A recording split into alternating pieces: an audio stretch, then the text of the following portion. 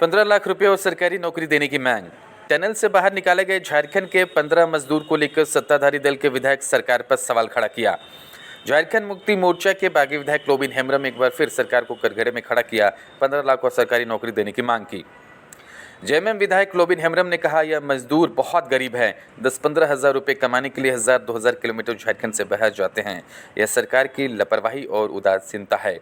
मजदूर पलायन करने पर मजबूर हो रहे हैं। मजदूर को हवाई जहाज से लाया जा रहा है, लेकिन उनके खान पान रहन सहन के लिए कोई व्यवस्था नहीं की जा रही है। यह बिल्कुल सरकार की नाकामी है। मुख्यमंत्री कहते हैं मैंने रोजगार दिया। मैं उनसे पूछना चाहता हूँ, आपने किस कंपनी में रोजगार दिया? आपने कहाँ की फैक्ट्री में नौकरी है? यहाँ क्या स्थानीय लोगों को 75% रोजगार दिया जाएगा?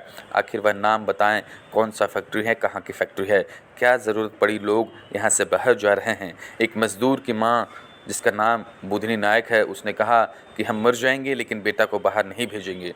कोरोना काल में भी बहुत से मज़दूर बाहर थे। मुख्यमंत्री द्वारा लाया जा रहा है, लेकिन क्या मज़दूर को कोई रोज़गार मिला? मैं सवाल पूछना चाहता हूं मुख्यमंत्री से। वहीं इस मामले पर मुख्य विपक्षी पार्टी भाजपा ने लोबिन का साथ दिया है। सबसे पहले मैं आप लोगों को धन्यवाद देना चाहता हूं कि आप लोग बखूबी एकदम समय पर आए हैं।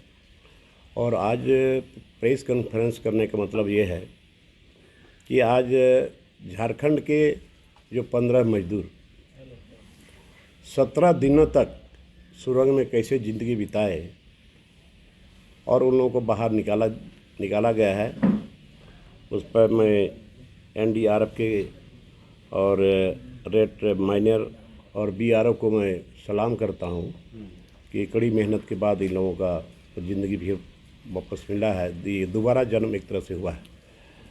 तो आज आखिर मजदूर क्यों जा रहे हैं यहाँ से? इसके पहले कोरोना काल में हज़ारों हजार मजदूर को लाया गया था। माननीय मुख्यमंत्री हेमंत सोरेन के प्रयास से किसी को रेल से लाया गया, किसी को जहाज़ से लाया गया, बस से गांव तक पहुंचाया गया। और अभी इधर कुछ दिन पहले जितने मजदूर फंसे थे उन लोगों को लाने के लिए वरिष्ठ पदाधिकारी लोग गए हैं और उन लोगों को भी जहाज़ से लाने की बात हो रही है। ये स्वागत योग्य है। बट मैं माननीय मुख्यमंत्री हेमंत सोरेन जी से मैं पूछना चाहता हूँ कि कोरोना काल में आपने इतने मजदूरों को लाया और अब ये 17 दिन से जो उत्तराखंड के उत्तरकाशी में जो सुरंग में फंसे थे, इन लोगों को भी लाया जा रहा है। ये स्वागत योग्य है। बट मैं आखिर माननीय मुख्यमंत्री कहते हैं कि मैं बहुत लार्ज स्केल में यहाँ के लोगों को नौकरी दे रहा हूँ, रोजगार दे रहा हूँ। तो आखिर ये मजदूर क्यों जाते हैं? शौक से जाते हैं क्या?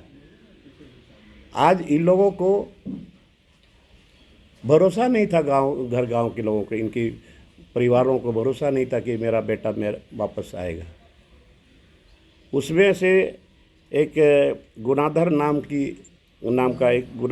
एक मजदूर था, उसकी माँ बुधनी नायक, उन्होंने ये कहा कि अब मेरा बेटा बाहर नहीं जाएगा, मेरा बेटा बाहर नहीं जाएगा, जान है तो जहान है। तो ये मुख्यमंत्री को ये जवाब देना चाहिए कि आखिर मजदूर क्यों जाते हैं। आज तक यहाँ के मजदूरों को बाहर जाने का क्या ज़रूरत पड़ा, क्यों जाते हैं? आज तक यहाँ के मजदूरों के लिए एक भी रोजगार नहीं हुआ। और इधर मुख्यमंत्री बोलते हैं मैं रोजगार दे रहा हूँ। उन्होंने ये भी कहा कि 75% लोग यहाँ के नौजवानों को हम कंपनी में रोजगार दे रहे हैं। इसके बारे में भी हमने कहा था कि आप अगर दिए हैं, लोगों को रोजगार दिए हैं, काम दिए हैं, कौन कंपनी में दिए हैं, आप किस कंपनी में दिए हैं, उसका नाम क्या है, गांव का नाम क्या है, कौन जिला है, कौन पंचायत में से है, इसको आप उजागर क्यों नहीं करते? तो आज जिन लोगों को लाया जा रहा है, आज मैं ये माननीय मुख्यमंत्री से मांग करता हूं कि आप उसका हर्जाना 15-15 लाख रुपए आप उनको दें और साथ साथ उनको यहाँ नौकरी और रोजगार दें।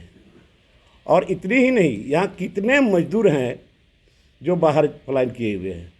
तो ये राज्य सरकार अभी क्या कर रही है?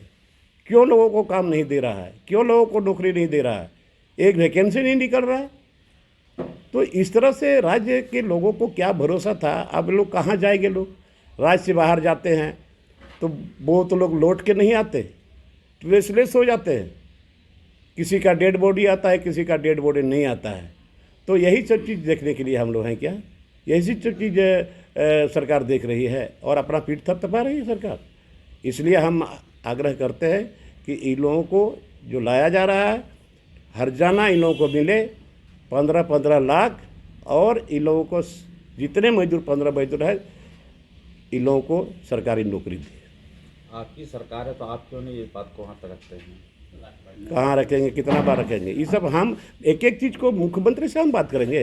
नहीं, आपका जनता है, आपको रखना होगा मुख्यमंत्री के पास, क्योंकि आपकी सरकार है। सरकार तो है, बट क्यों ये सरकार?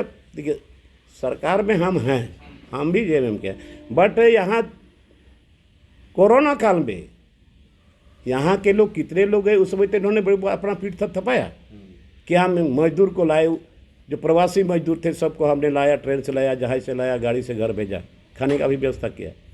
वो तो ठीक है, बट फिर लोग जा रहे हैं। अभी कितने मजदूर बाहर चले गए? भोक्ता जी ने इसका जवाब दिया है, देश चोरी परदेश भिक्षा। कई मजदूर शौक से जाते हैं और शौक से कोई नहीं जाता है, रोका नहीं। शौक से कोई नहीं जाता। यहाँ के मजदूरों में ताकत है, ये क्षमता है, हर तरह का काम करने का इन लोगों को तजुर्बा है। तो आप यहाँ काम नहीं देंगे तो लोग जाएंगे ही।